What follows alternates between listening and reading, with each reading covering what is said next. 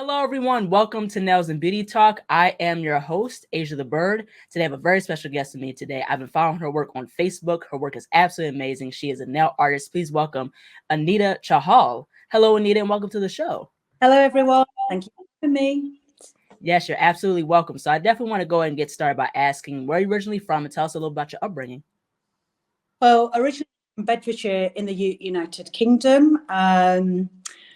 My mum was a seamstress, and my father worked at Vauxhall Motors, but had a love for photography, so he did photography part time. Mm-hmm. I was brought up in the UK up until I was 17. Then we moved to North Wales. My dad went and had a business venture out there, so we stayed in North Wales for a while there. So most of my education was in England. So we got to North Wales. I think I stayed there for about a couple of years. And I decided to move on to Scotland. So I did Scotland for 7 years in hospitality. But that's roughly where my nails sort of started. And then my father was poorly, so we moved back to North Wales in year 2000.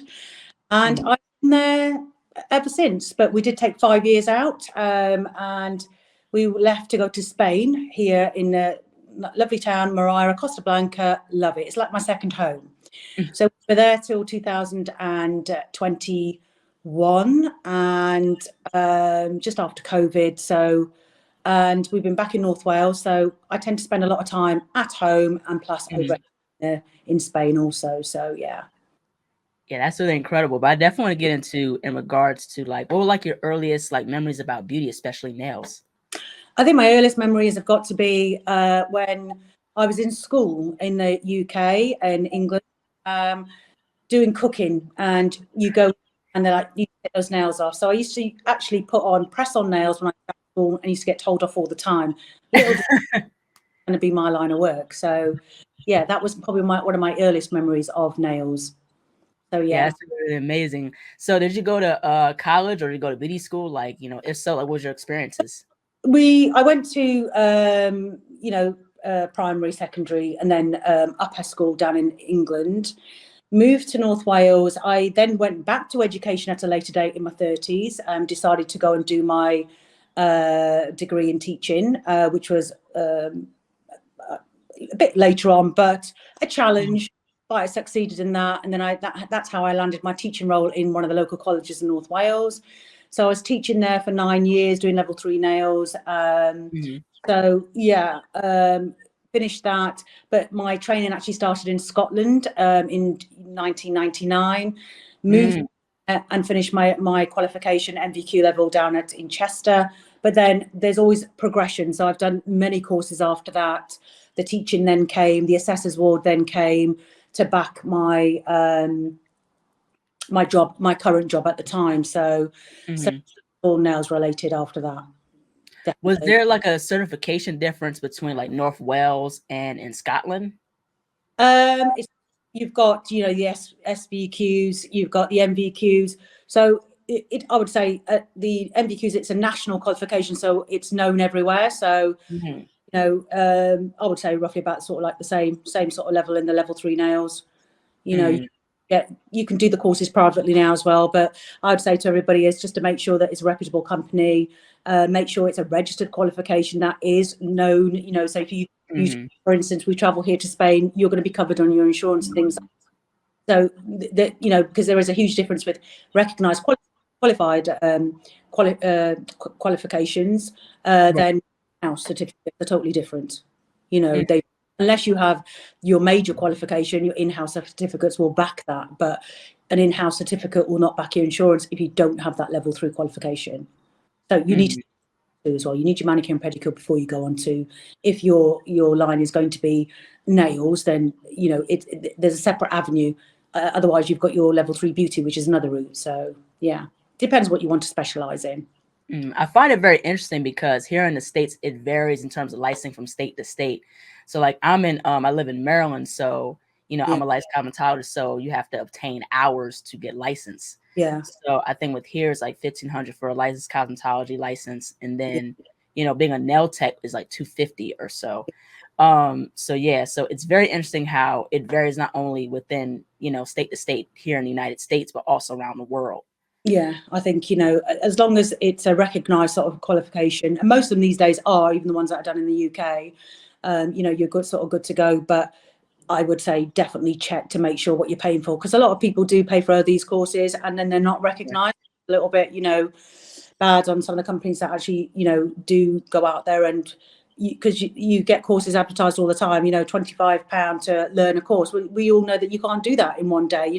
One day Right. course, to have a goal for a long-term qualification, you just can't do it. I personally, it takes years to master our techniques anyway, and Right. all know that practice is the key. It took me 2 years to actually say my nails don't fall off, and I've been doing nails now for 25 years, so it's a long time.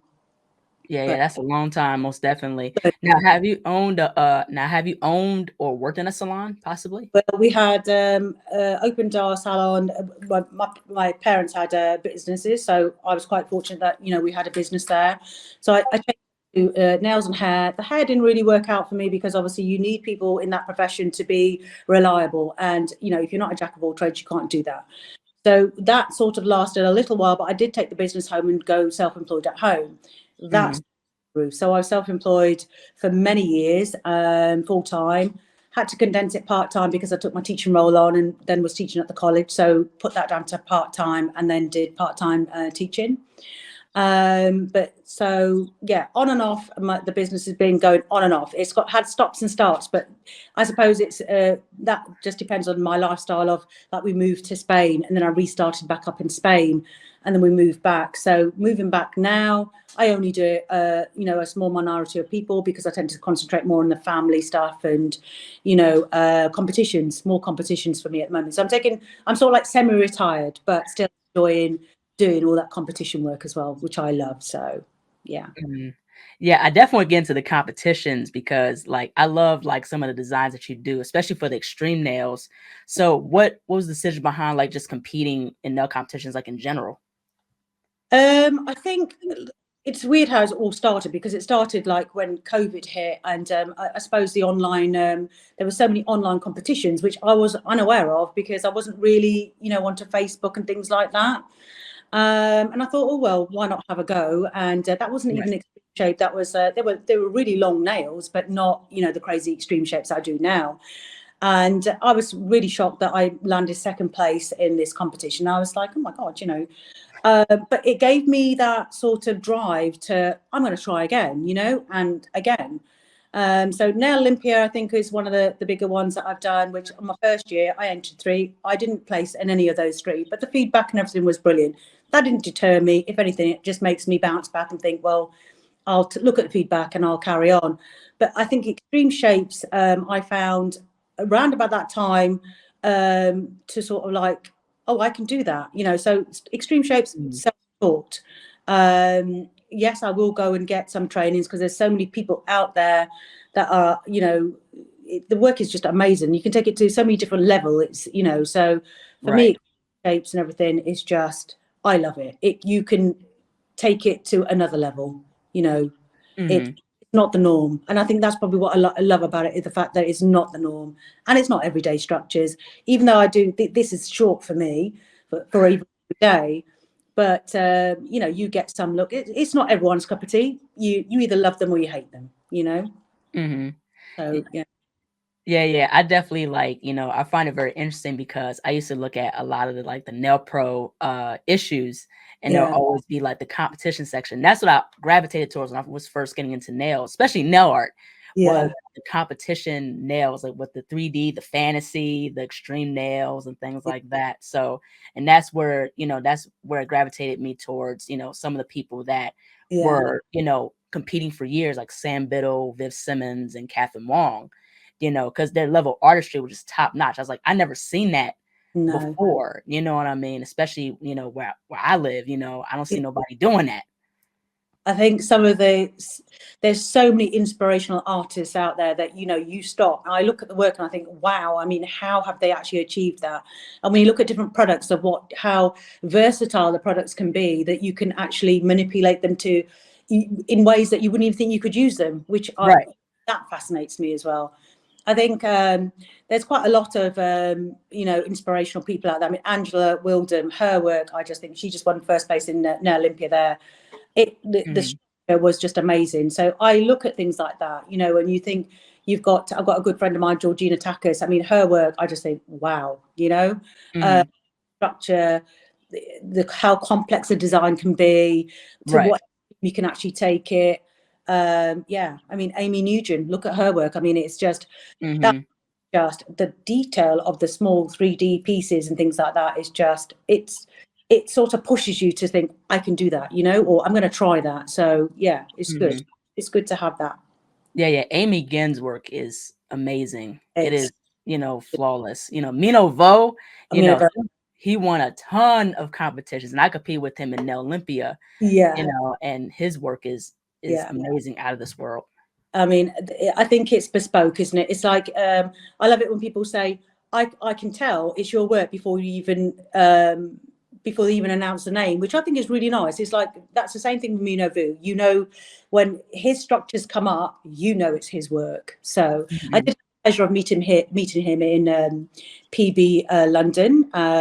And yeah, really, really down to earth, lovely character. Really lovely. So, Yeah, yeah. absolutely. And that's the thing with like down there in Europe, because you guys do a lot of the extreme nail Yeah. shapes, and just the level of artistry is absolutely incredible. But also too, like, people like in Russia and Hungary, Poland, Yeah. their work, is very phenomenal. There's a guy, his name is Robert Kolinsky. I think he's Polish, I think, and he does a lot of hand painted nail art, and the extreme nails, and his work is very, very cool. So yeah, I just like the level of artistry just down there in Europe. Yeah, I think when you look at internationally, when I think there was a Spanish Global Nail Cup, and I looked at some of the work there, and it was just like, oh my God, Right. It's just like, so I look at other people's work, and you just think from different continents, and the difference in the work and the thought plan that goes behind it. So I think it's all works are so different in every continent. It's inspiring. So you Talia Nebraska, some of her stuff is crazy as well. I just love seeing it. I love seeing all of them. So it's Yeah, good. yeah. I totally agree with that. I definitely want to get into some of like the categories that you competed in. So like, what are like some of like your favorite categories that you I think competed in? one of my main ones has got to be the event and L shape. So I'm doing an Olympia again in London this year. So I have to get my thought plans together for that. But the event and nail shape, I think, is you only concentrating on one nail. But sometimes people think, God, how long did that take you? Because you can go back to it because it's competition work and you're not on a time schedule. It's amazing when you put the hours together how long they actually do take. Whole fantasy look, I quite like doing that as well. So you're doing the makeup and the hair and everything as well. At the moment, I seem tempted to sort of use myself, but obviously getting a little bit older now, so I will have to be looking for another younger model. But I think it's just easier when you do it on yourself because they're so extreme that and they can be heavy. Some of the pieces can be really heavy, so to actually put it on somebody else and they're not used to it, it's and you got to look at the health and safety aspects of it as well to wear these things. Even though it's only for photographic, and I think one of the biggest key is the photographer. You've got to get the right photographer as well. Right. The ones so invent an L shape, you've got the extreme, the poster extremes, and I quite like some of the 3D as well. The 3D is so I'm starting to sort of come out on. So I like any 3D elements that you can sort of like put your own twist to it's amazing what you can make with the products these days. So I think it's anything that if it's creative, I want to sort of like have a go at it. There's loads more that I still want to do, but there's loads of time. So but yeah, I think my main ones has got to be the extreme shapes, the poster, the invent an L shape, the magazine covers, that sort of thing. So yeah, those categories. Yeah, I could totally see that, within your work, but also too, like, with Nail Olympia, I love like the mixed media and like the 10 nail Yeah. hand painted like nail art that they offered in terms of the categories, and I kind of wish like Nail Olympia kind of still did it online, but I can understand because everything was started to open up. They're doing it online in London again this year, so it's coming up soon, isn't it? So you need to have a look at that one, because they've added quite a few categories on, because I normally do like the three. I always do the reality nails and the runway nails and the inventor nail shape, thinking of the timing, and plus because I think you're in Division 3 now as well, same as myself, I think, or are you still Division 2? I'm not too sure, but I haven't signed up for the competition, so I'm not sure. Yeah, so you would start off in Division 1 or Division 2 if you've not competed on that one before, or if you've not won a national or something like that. But check with Alex Fox and she'll put you in the right category. But they have the online ones now for PB, for Nail Olympia London this coming up. So yeah, go up and have a look, because they've got loads of categories on there for online, because I'm hoping to enter 5 this time. Depending on time schedule, I'm hoping to enter 5 categories. So yeah, looking forward to that. Yeah, I remember like the first year I did Nail Olympia, I think I was in Division 1. Yeah. I did one category. I think it was like the hand painted nail, the 10 across 10 nails. And then when I did Division 2, I think I did 2 categories. It was the hand painted and then the mixed media. Yeah, because I think 1 year, because you won the hand painted one, did you not? I'm sure I was on there. You did, yeah, 3rd place, yeah. Yeah, so that was in Division 2? That was Division 1. Yeah, so you'll be in Division 2 now, so yeah. So go for it, I would say. I'd like to see you up there, your name up there on the thing to say you've entered. Yeah, like, yeah, that'd be really, really cool. I haven't done a competition in a while, because, reason being, I like having my nail art, have more freedom to be like experimental and things like that, and of course with nail competition, they'll ask you to do like a certain theme, it was like comic book or like, peacock and stuff like that. And I kind of wish with the event and nail shape, it was different, where it's not just about a peacock theme. The Nail Olympia London, the nail shape is Arabian Nights.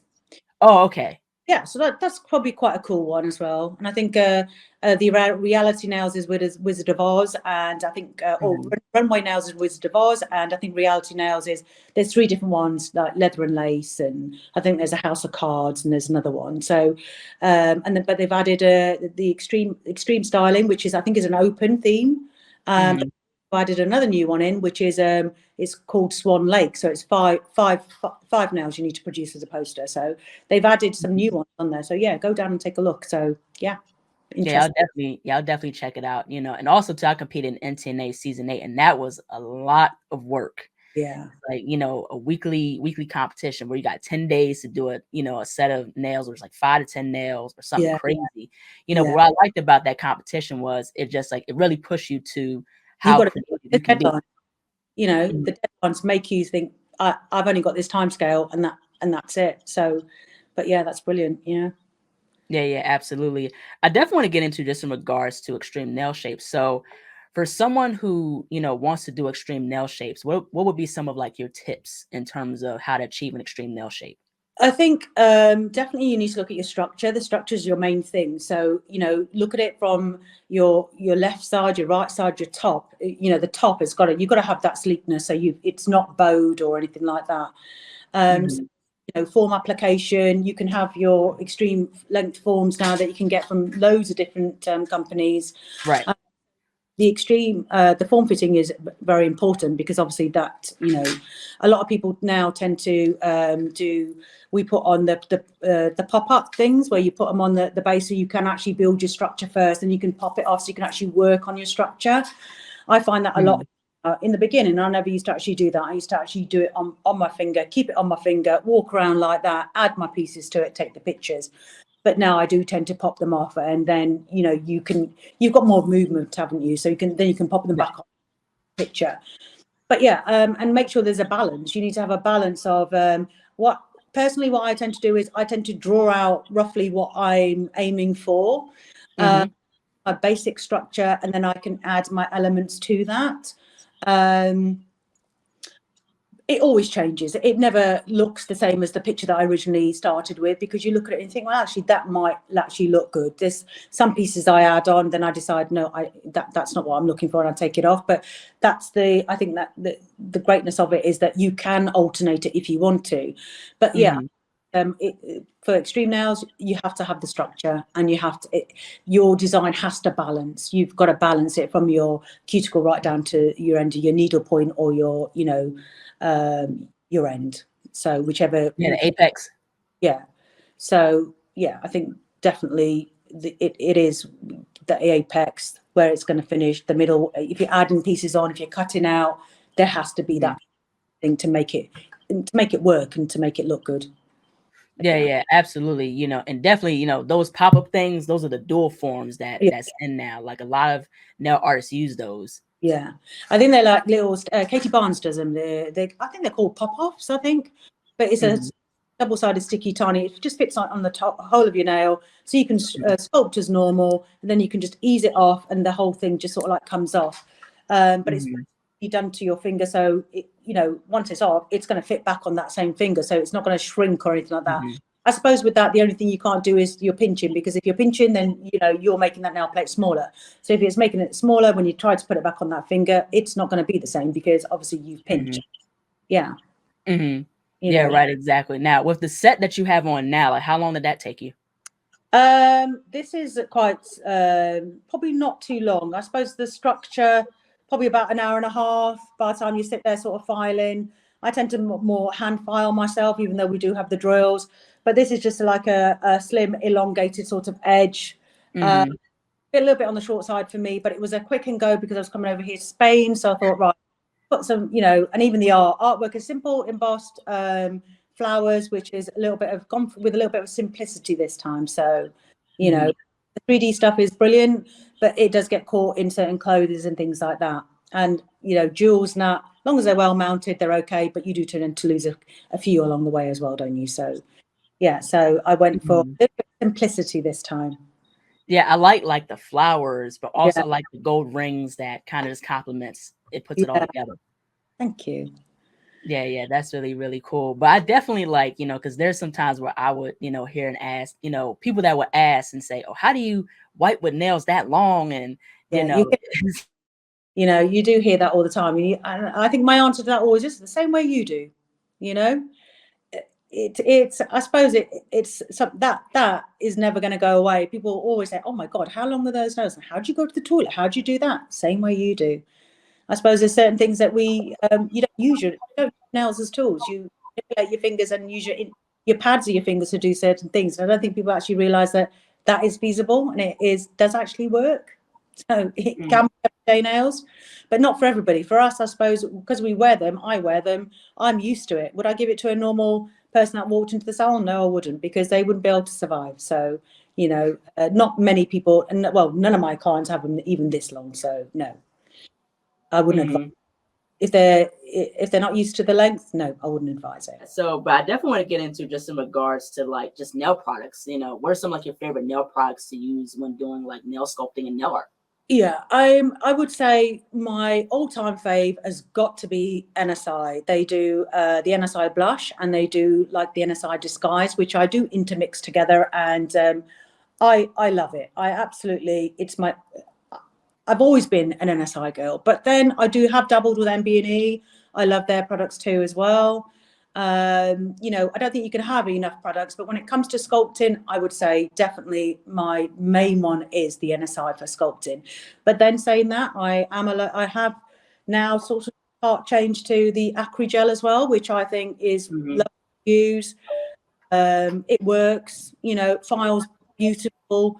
So, all these new products coming in, I would say try them, because yes, I always revert back to NSI, but there is new ones out there that I could say, actually, I do love that, especially with the gels as well. I mean, the Artistica range, I think is amazing. So Artistian range, I think it is. It's some of their stuff mhm, incredible, so crystal nails, like their hard gels and everything.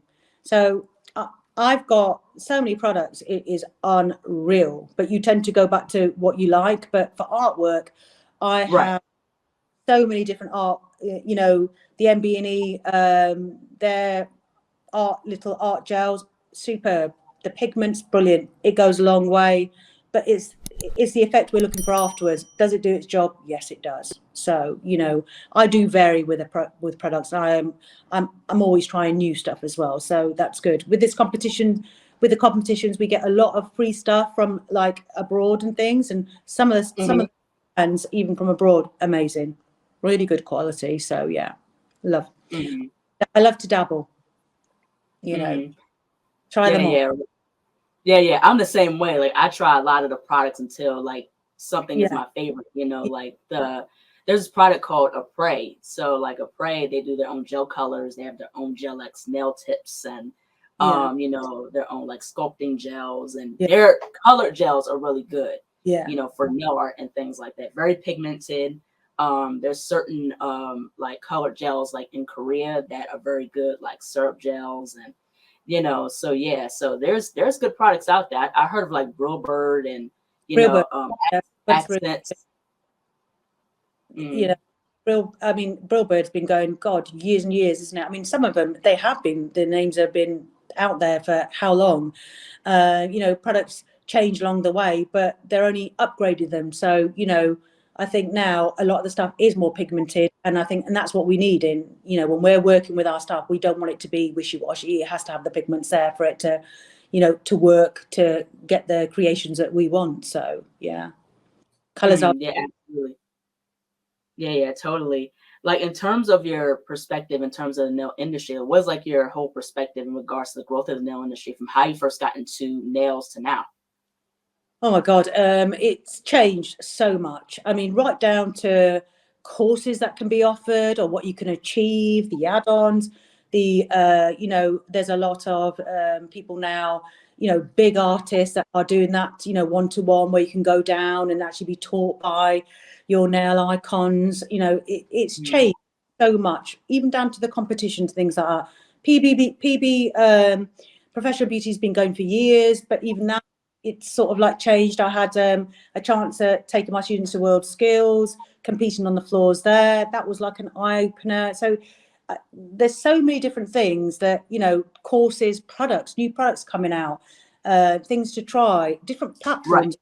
I think now there's more platforms like you've got the FMP, you know, the Federation Nail platform that you can, you know, log on to or ask questions. You've got Marion Newman, you know, on Facebook that, you know, if you've got a problem or there's something that you're worried about, there is platforms for everybody to ask the questions and they're not by themselves. So, you know, right. I think like that, there's a lot of help and support out there now.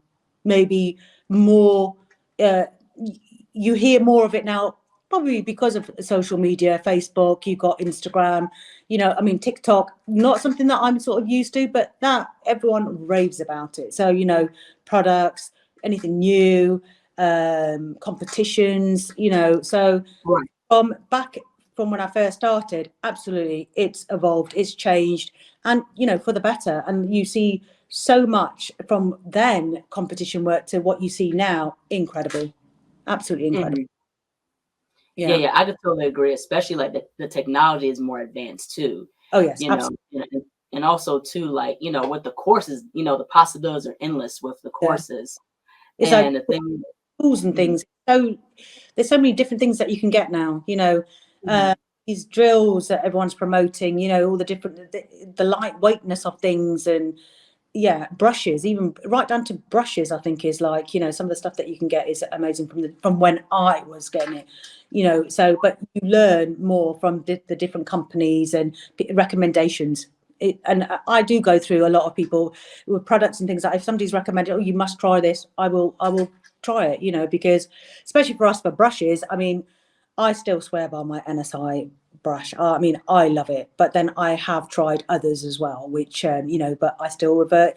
It's you like when you like something, you like something. If it works for you, it works. Why change? But still do try. right. Try, yeah. Mhm. Yeah, absolutely. And especially with, you know, nail education, you know, there's so many things you can learn, especially within the business end. And that's something I wish, you know, I knew more of the time I was in cosmetology, you know, courses during my high school, doing cosmetology courses during my high school was more the business end. So, you know, now there's so much, you know, courses now where you can learn about the business end. And I think that's something that nail schools and, you know, especially with licensing, Yeah, they could focus more. I think it's never ending because, like in any profession, I think you can never stop learning. You know, there's Right. always going to be new. There's always going to be something, you know, a new technique, a new style, or you know, and we need to keep current. We have to keep current and up to date with the changing trends. to be able to display that, yeah, we can promote this too. You know, people come in and say, oh, can I have this? And you're like, oh, well, I haven't actually done that, but we'll have a go. So if there is something Right. new, you know, one stroke, I've tried one stroke 100 times, and it's just like, it's not my forte. But I've not given up. I put the brush down and I think I'll go back to it. You know, sometimes something might take you longer to achieve the end goal, but I think don't, you know, certain products might work, work for you, and certain products might not to achieve that end result. But there's so much out there now that as add-ons to, you know, keep learning, you know, because it's in our, especially in my industry, you can't stop because it's always changing and there's always something new, you know, a new style, a new trend, a new shape. You know, it's just mind blowing, some of the stuff that you see and think, oh my God, how do they actually do that? You know, so yeah, I think it's great, you know, the add-on Yeah, course. I could absolutely agree with that. Now, how have you been able to balance being a nail artist in everyday life? Well, at the moment, my mother was poorly there for a little while. So after going back from Spain, we've been back in the UK now 2 years. This is our third year. Um, I've not really gone back into nails sort of full time. I tend to do my clients that have been with me since whenever. But I don't really promote it at the moment because I am more hands-on with the family and things like that. We had a lot of sadness last couple of years, so we're still sort of like getting over that and seeing to my mum. And I think if I have any pastime at the moment, my little space for me is nails. So I Right. suppose if I want to retreat and have my own time out, I do my competition work. That is something that I can go into a corner, sit there, and I'm quite happy. I can switch off. So at the moment, I balance it sort of quite well because I'm not really doing salon works as much as I was before. It's more I concentrate on my. It's not. I sit here. I've been sat today saying, well, I've got deadlines to meet for Nail Olympia when I go back, and then there's PB coming up, and there's so. But I work good to a deadline, but it gives me a focus as well. So instead of, you know, family time can be taken up, family's important, so that comes first. But I do like to, you know, have my time with my competition work, which is, it takes me away from everyday stuff, which, you know, I think everybody needs that, their little space of their own comforts of, you know, something to run to. Yeah, But yeah, absolutely. so at the moment it's balanced out quite well. So, and yeah, and I guess I am sort of like part semi-retired, so we want to travel quite a bit as well. So while I'm here, I, you know, doing a little bit of sort of one-to-one with one of the girls that I used to know. So it's nice that, you know, my hand's still in there. As long as I'm still doing it, I think I'll be quite happy because I find it, you know, quite therapeutic when I'm in my zone, you know, and then to see something, to start something, then to see the end result, to then see the posters. I love that. I love all the stages of it. And then you sit and wait. You sit and wait for the results, which is even better. So yeah. But you can't win them all. I have to say to people, you know, if you go to these competitions and you want to try it, don't have self-doubt. I think when I first started, I thought I wasn't good enough, and I'm still learning, you know, my style still changes, but, you know, keep trying, look at the judges' feedback, take it on board and try again. You know, my now Olympia, the first year, no, I didn't place at all. My second year I went into Division 2. I went in with 3 categories, nailed all 3 categories. And I was like, oh my God. So now I'm in the top section at level Division 3. I entered 3 Right. on there in Nail Olympia Germany, entered 3, came second in 1, but still I'm still determined to nail that place. So it just gives me that push to say, you can do this. And I enjoy it. So, you know, I just think, don't give up, you know, keep trying.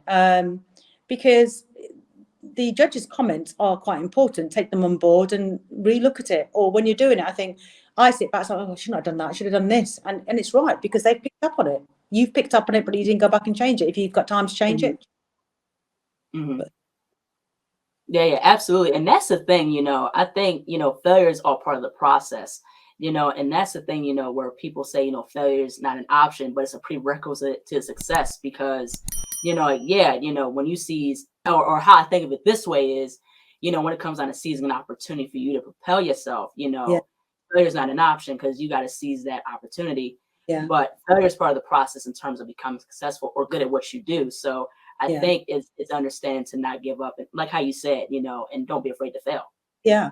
I mean, I look at all these nail icons that are like up there, and I'm like, wow, and people say, well, I'm well, no, I still see myself as this little person that's, still Right. out, I'm still in the pond, sort of like, I've still got so much more I want to do. Mhm. But it's nice because like Alex Fox, they've got the Glossary Live, glossary.com, glossarylive.com at the moment, where, you know, Mhm. can put their work up there, and they do like a step to step, but it's from all continents, so it Right. shows all over. But you can go on it. They've got regular newsletter. She'd asked me to do a step by step, and I was like, wow, that's an amazing opportunity. Then I had Nail Mhm. Crush as well, which was one of the magazines asked me to do an interview, and at first I was a bit like, really, is okay, so I've done two, and then Jonathan and the Extreme Nails, they did ask me to do a cover for them, and I got a front cover on their magazine, and I was just blown away, like, really. But so I've still got loads of aims. I mean, Scratch is my next one. I'd like to aim for that one, and I'll keep going until I sort of get there. So slowly. So there's loads. So yeah, just don't give up. Keep, if you want it. I think if you work hard enough, anything is achievable. So you just Mhm. got Yeah, to yeah, keep. absolutely. Last but not least, where can people find you on social media, and how can people check out your work? Well, you can find me on Facebook, Anita Chahal, and I'm on Instagram at Chahal8240. And yeah, so, keep liking my work, and I appreciate the support I get off the social media. You don't realize actually how much you get, and I think, and it does sort of like give you that little bit of confidence. Say, I'm doing all right. It's Mhm. nice. It's nice to have that support network, and obviously I have my support network at home as well. My partner should be better than me now. I keep telling him that, but no, and I have a good friends and family that support me, and I've got my little Spanish family here that I was nail technician for them, and I think it's lovely to come back to. And my story, my competitions actually started in Spain, where I was pushed to, you can do this, go and do that, and that's how Mhm. it was started here. And I never looked back since then. It's like I need the next challenge to get my teeth into. So yeah. Yeah, yeah, absolutely. Well, thank you so much, Anita, for jumping onto the show. Your work is absolutely incredible. I love the extreme nails. I love the nails that you're wearing now. So thank you so much for this wonderful conversation. And it was great to meet you as well. Well, thank you for having me, Asia. It's been a pleasure. Yes, absolutely. Take care. Thank you, everyone. Bye, bye, bye, bye. Hello, everyone. Thank you all so much for watching. Please like, comment, share, and subscribe to the channel. Be sure to click the bell for notifications. Also, follow me on Instagram, TikTok, and Twitter. Be sure to check out my website, ASIATHABIRD.com, and be on the lookout for more interviews to come very soon. Take care, stay healthy, and stay beautiful. Bye bye.